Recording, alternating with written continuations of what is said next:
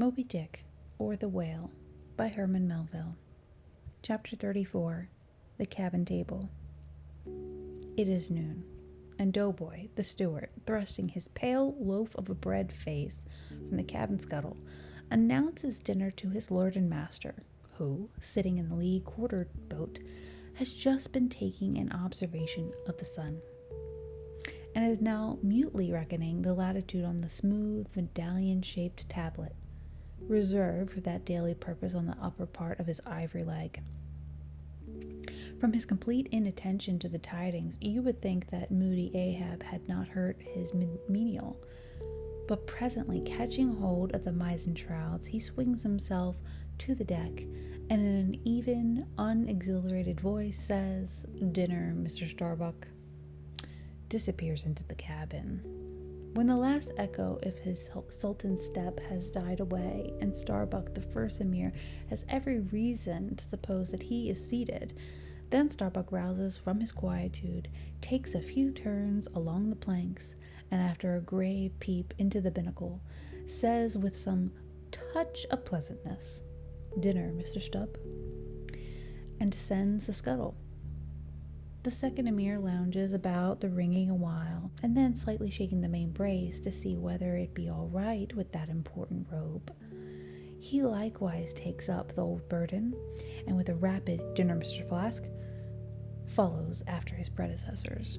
But the third emir, now seeing himself all alone on the quarter-deck, seems to feel relieved from some curious restraint, for tipping all sorts of knowing winks in all sorts of directions, and kicking off his shoes, he strikes into a sharp but noiseless squall of a hornpipe right over the Grand Turk's head, and then by dexterous sleight, pitching his cap up into the mizzen-top fore shelf, he goes down rollicking, so far at least as he remains visible from the deck, reversing all those processions, by bringing up the rear with music.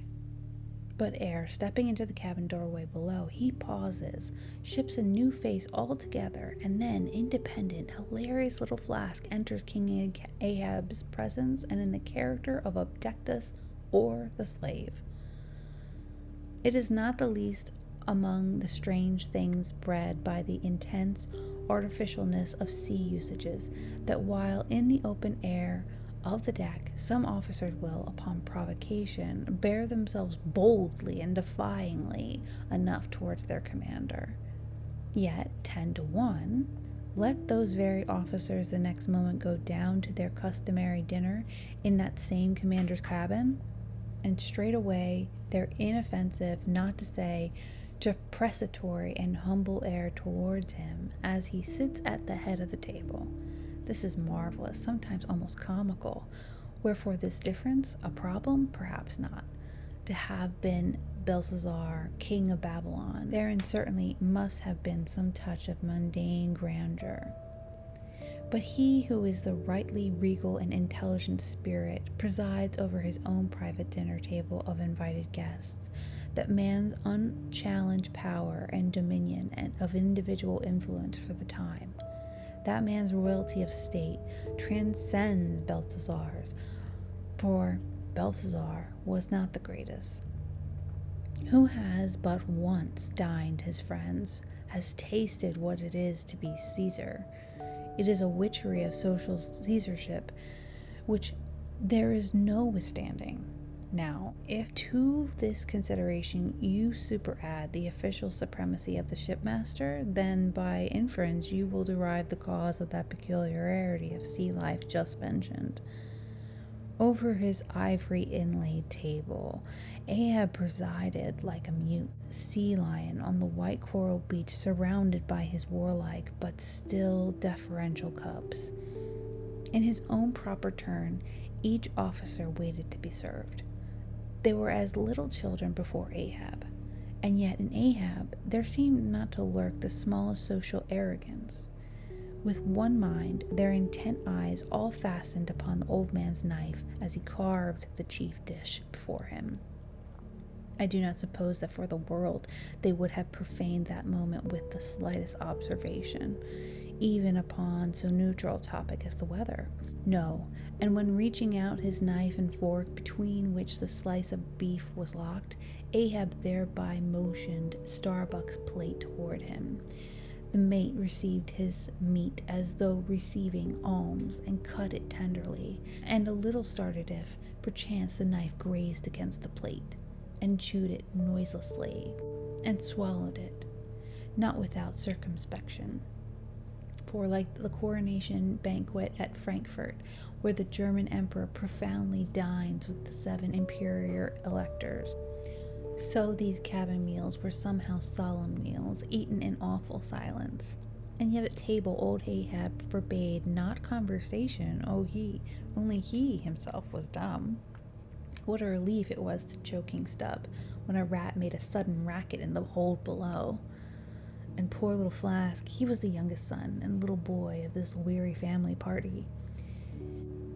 His were the shin bones of the saline beef. He would have been the drumsticks. For Flask to have presumed to help himself, this must have seemed to him tantamount to larceny in the first degree. Had he helped himself at that table, doubtless never more would he have been able to hold his head up in this honest world. Nevertheless, strange to say, Ahab never forbade him, and had Flask helped himself, the chances were Ahab had never so much as noticed it. Least of all did Flask presume to help himself to butter, whether he thought the owners of the ship denied it to him on account of it clouding his clear, sunny complexion, or whether he deemed that, on so long a voyage, in such marketless waters, butter was at a premium, and therefore was not for him a subaltern. However, it was Flask, alas, was a butterless man. Another thing, Flask was the last person down at the dinner, and Flask is the first man up. Consider, for hereby Flask's dinner was badly jammed in point of time. Starbuck and Stubb both had the start of him, and yet they also have the privilege of lounging in the rear. If Stubb, even who is but a peg higher than Flask, happens to have but a small appetite and soon shows symptoms of concluding his repast, then Flask must bestir himself. He will not get more than 3 mouthfuls that day, for it is against whole usage for Stubb to precede Flask to the deck. Therefore, it was that Flask once admitted in private that ever since he had arisen to the dignity of an officer, from that moment he had never known what it was like to be otherwise than hungry, more or less. For what he ate did not so much relieve his hunger as keep it immortal in him. Peace and satisfaction, thought Flask, have forever departed from my stomach. I am an officer, but how I wish I could fist a bit of old-fashioned beef in the forecastle, as I used to when I was before the mast.